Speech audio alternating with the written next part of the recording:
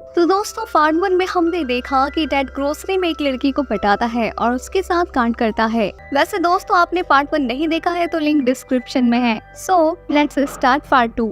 तो दोस्तों मूवी की शुरुआत में हमें टेड और टैमलिन की शादी दिखाई जाती है। वैसे तो ये दोनों शादी को बहुत अच्छे से एंजॉय करते हैं, लेकिन शादी के 1 साल बाद दोनों के झगड़े दिखाई देते हैं, जिसमें टेड टैमलिन से बोलता है कि तुम काफी खर्चीली हो, तुम्हें देखकर खर्चा करना चाहिए। तभी टैमलिन कहती है कि तुम भी कम नहीं हो, टेडी बियर नशेड़ी ठरकी कहीं के। इसी बीच दोनों एक दूसरे के ऊपर सामान फेंक कर लड़ाई करते दिखाई देती हैं। तो वहीं दूसरी तरफ जॉन, जिसकी शादी लॉरी से हुई थी, ठीक 6 महीने के बाद इनका डिवोर्स हो जाता है, जिसके बाद जॉन काफी अकेला हो जाता है और किसी भी लड़की को भाव नहीं देता। एक दिन जॉन और टेड दोनों बार में बैठे होते हैं, जहाँ पर जॉन को एक लड़की भाव देती है, लेकिन वो कोई रिप्लाई नहीं देता, जिससे टेड बोलता है कि तुम्हारी जगह अगर मैं होता तो मैं इस ऑफर को कभी नहीं ठुकराता। तभी टेड जॉन से फिर से बोलता है कि तुम्हें अपनी जिंदगी में आगे बढ़ना होगा, अपनी जिंदगी में फिर से किसी को आने देना होगा।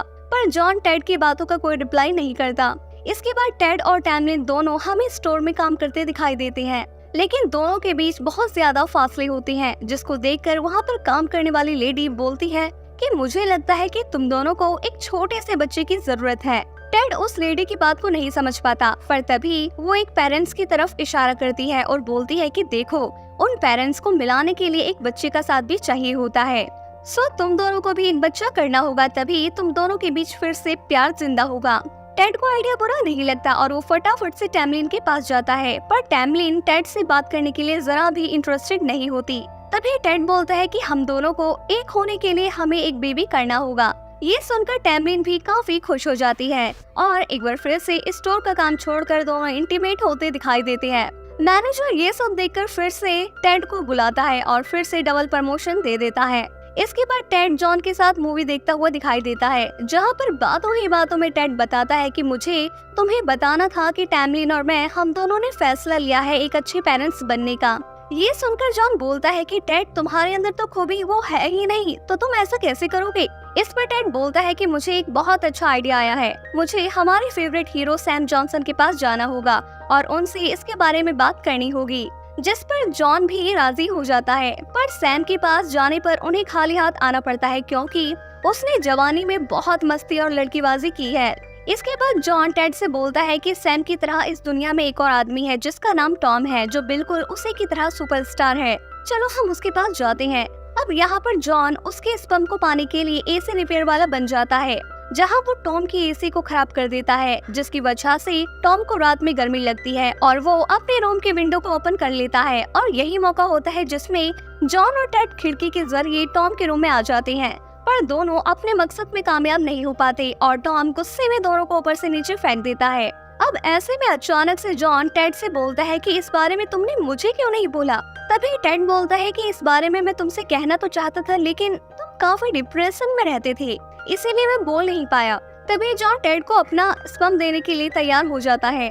अगले सीन में हमें दिखाया जाता है कि जॉन टेड के साथ स्पर्म डोनेट करने के लिए आया होता है। तभी जॉन की नजर एक फीमेल डॉक्टर पर पड़ती है, जिस पर वो डोने डालने की कोशिश करता है, पर वो मना कर देती है क्योंकि वो सिंगल नहीं है। अगले सीन में हमें डॉनी को दिखाया जाता है, जो कि टॉय कंपनी में झाड़ू पोछा का काम कर रहा है।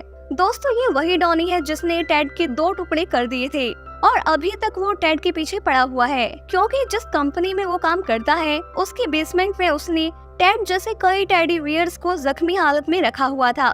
दरअसल वो उन सभी टेडी बियर्स को टेड की तरह बनाने की कोशिश करता है, जिसमें वो सफल नहीं होता। सीन चेंज होता है, जहाँ टेड और टैमलिन दोनों डॉक्टर से बात करते हुए नजर आते हैं, जिसमें डॉक्टर बोलता है कि ज्यादा ड्रग कंज्यूम करने की वजह से टैमलिन का बेबी बैग खराब हो गया है।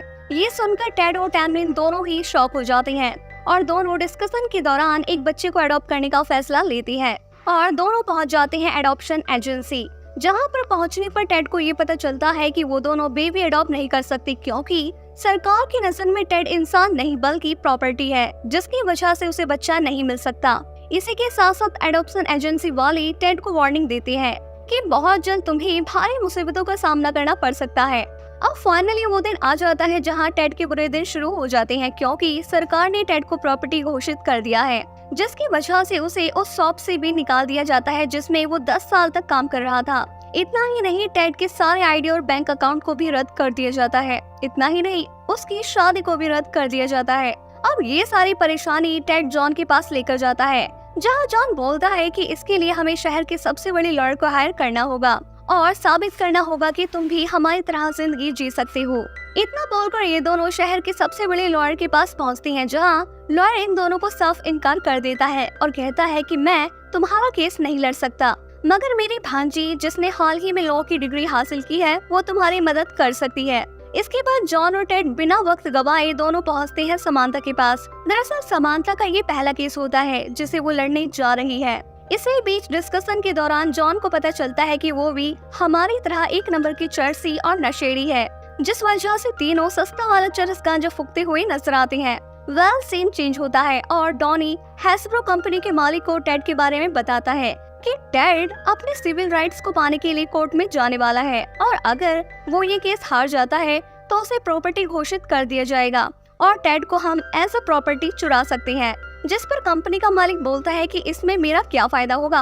तभी डॉनी बताता है कि हम टेड को काट कर देखेंगे कि वो किस वजह से हम इंसानों की तरह चल फिर और बोल पा रहा है, और अगर हमें पता चलता है तो हम इसके जैसे हजारों टेडी बियर बनाएंगे और विलियन में कमाएंगे। कंपनी का मालिक इस बात से राजी हो जाता है और डॉनी से इस बात को राज रखने के लिए कहता है। ऐसे में कंपनी का मालिक भी पैसों के दम पर सभी को टेड के खिलाफ कर देता है। वहीं दूसरी तरफ हम देखते हैं टेड जॉन और समांता को डिनर के लिए इनवाइट करता है। तभी समांता जॉन से पूछती है कि इतने हैंडसम होने के बावजूद तुम सिंगल कैसे हो। तभी जॉन अपने और लॉरी के बारे में बताता है कि मेरी शादी लॉरी नाम की लड़की से हुई थी, पर 6 महीने बाद डिवोर्स हो गया। अगले दिन कोर्ट में सुनवाई होती है, जहां दोनों तरफ से ही चौंका देने वाले सवाल पूछे जाते हैं।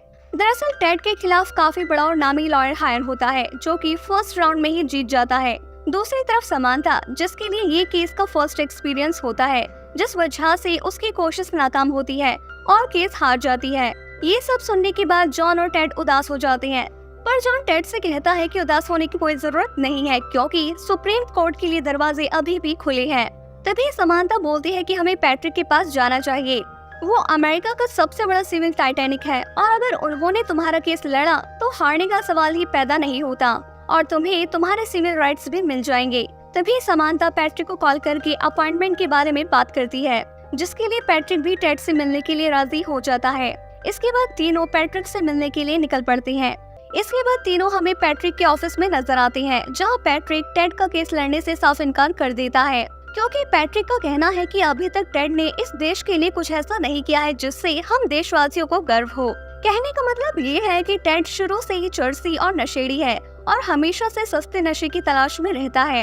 इसके बाद जॉन और टेड दोनों ही उम्मीद छोड़ देते हैं और तभी समांता जॉन से कहती है कि ये सब मेरी गलती है, मैं ठीक से केस नहीं लड़ पाई, असल में एक अच्छी लॉयर मैं हूँ ही नहीं। कुल मिला के वो खुद को क्रिटिसाइज करने लगती है, जिस पर जॉन कहता है कि ऐसा नहीं है, तुमने अपना 100% दिया है। इतना बोलकर जॉन समांता दोनों एक दूसरे को किस करने लगते हैं, जिसे देखकर टेड की फुटके हाथ में आ जाती है और गुस्से में कहता है कि मेरी यहाँ दुनिया उजड़ गई और तुम दोनों को चुम्मा चाटी करने से फुर्सत नहीं। इतना बोलकर टेड गुस्से में कॉमिको इवेंट में चला जाता है, जहाँ उसकी मुलाकात निंजा टर्टल से होती है और वो टेड को सेल्फी लेने के बहाने एक खाली रूम में लेकर जाता है। तभी टेड को काफी हैरानी होती है कि अगर सेल्फी ही लेनी थी तो वो बाहर भी तो ले सकता था, लेकिन जैसे ही वो मास्क हटाता है तो वो डॉनी निकलता है, जिसे देखकर टेड डर जाता है और वहाँ से भागने लगता है। भागते हुए टेड एक आदमी का फोन छीनकर जॉन को कॉल करता है और सारी बात डॉनी के बारे में बता देता है। इसी बीच टेड अपने जैसे दिखने वाले बहुत सारे टेडीज के बीच बैठ जाता है, जिसकी वजह से डॉनी कंफ्यूज होता है और असली टेड का पता लगाने के लिए डॉनी एक टेक्निक अपनाता है और टेड का फेवरेट गाना टेडीज के सामने चला देता है, जिससे टेड चाहकर भी खुद को रोक नहीं पाता और गाना शुरू कर देता है। इसके बाद डॉनी टेड को इतना मारता है कि उसे बेहोश कर देता है। इसके बाद डॉनी हैस्ब्रो कंपनी के मालिक के साथ टेड को लेकर जा रहा होता है कि तभी टेड का दोस्त पीछे से आवाज मारता है, जिस पर उसके दोस्त को शक होता है, लेकिन डॉनी कहता है कि इसने इतनी ज्यादा पी ली है कि ये बेहोश हो गया है, इसीलिए हम इसकी मदद कर रहे हैं। दूसरी तरफ जॉन और समांता टेड को ढूंढने में लगे होते हैं। तभी टेड के दोस्त जॉन को देखकर आवाज लगाते हैं। तभी बातों ही बातों में जॉन टेड के बारे में पूछ लेता है कि क्या तुमने कहीं टेड को देखा। तो वो लोग बताते हैं कि हमने टेड को डॉनी और हैस्ब्रो कंपनी के मालिक के साथ देखा। इतना सुनकर जॉन और समांता बिना देरी के टेड को ढूंढने में लग जाते हैं। तो वहीं दूसरी तरफ डॉनी, जो कि टेड को बांध के काट ही रहा होता है कि इसी बीच जॉन आ जाता है और टेड को बचा लेता है और डॉनी की धोबी की तरह धुलाई करता है। इधर हैस्ब्रो कंपनी का मालिक भी वहाँ से भाग जाता है, ये कहकर कि मैं कुछ नहीं जानता। अब ऐसे में डॉनी जॉन से कहते हुए डायलॉग मारता है कि अगर टेड मेरा ना हो सका तो मैं किसी और का भी नहीं होने दूंगा। इसके बाद डॉनी टेड का पीछा करता है और गुस्से में पास में रखी स्टारशिप की रस्सी काट देता है। जैसे ही वो स्टारशिप टेड से टकराने वाली होती है कि बीच में जॉन आ जाता है और टेड को बचा लेता है और खुद को जख्मी कर लेता है। ये सब देखकर डॉनी वहाँ से भागने की कोशिश करता है और इसी बीच निंजा टर्टल के बीच में खड़ा हो जाता है। अब इनमें से असली डॉनी को पहचानने के लिए टेड भी डॉनी के सामने उसका फेवरेट गाना चला देता है, जिसकी वजह से वो अपने असली रूप में आ जाता है और पकड़ा जाता है। अब जॉन की ऐसी हालत देखकर टेड काफी रोता है। टेड को ये पता नहीं होता है कि उन लोगों को टेलीविजन पर भी दिखाया जा रहा है। जैसे ही टेड और समांथा जॉन को लेकर हॉस्पिटल पहुंचते हैं तो डॉक्टर जॉन को मरा हुआ घोषित कर देता है, जिससे टेड काफी टूट जाता है। और जॉन को देखने के लिए समांथा और टेड अंदर आते हैं और दोनों ही जॉन को देखकर फूट फूट कर रोने लगते हैं, जैसे दुनिया ही लुट गई हो। इसी बीच समांथा रोते हुए कहती है कि मैं तुमसे कितना प्यार करती थी पर कह नहीं पाई। तभी देखते ही देखते जॉन आंखें खोलता है और दोनों को सरप्राइज कर देता है, जिसे देखकर गुस्से में टेड जॉन को मारने लगता है। तभी जॉन बोलता है कि तुम्हें याद है टेड, कैसे तुमने भी मुझे इस तरीके से परेशान किया था, तो मेरा बदला पूरा हुआ। दरअसल जॉन ने डॉक्टर के साथ मिलकर इन दोनों को थोड़ा परेशान करने का प्लान बनाया था। इसके बाद जॉन समांथा को शादी के लिए प्रपोज कर देता है। तभी इसी बीच पैट्रिक की एंट्री होती है, जो टेड का केस लड़ने के लिए तैयार हो जाता है। अब ऐसे में जॉन सवाल करता है कि आपने तो केस लड़ने से मना कर दिया था, लेकिन अब क्यों?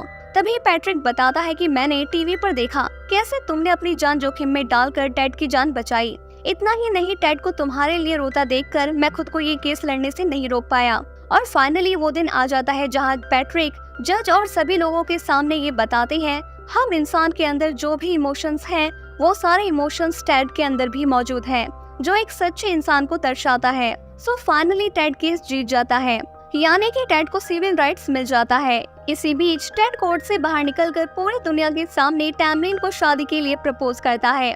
इसी के साथ टेड एक बच्चे को भी अडॉप्ट कर लेता है, जिसका नाम अपोलो क्रीड रखता है। और इसी बीच जॉन उस बच्चे के लिए भी एक छोटा सा टेडी बियर लेकर आता है, जिसे देखकर सभी लोग काफी खुश हो जाते हैं और मूवी की हैप्पी एंडिंग होती है।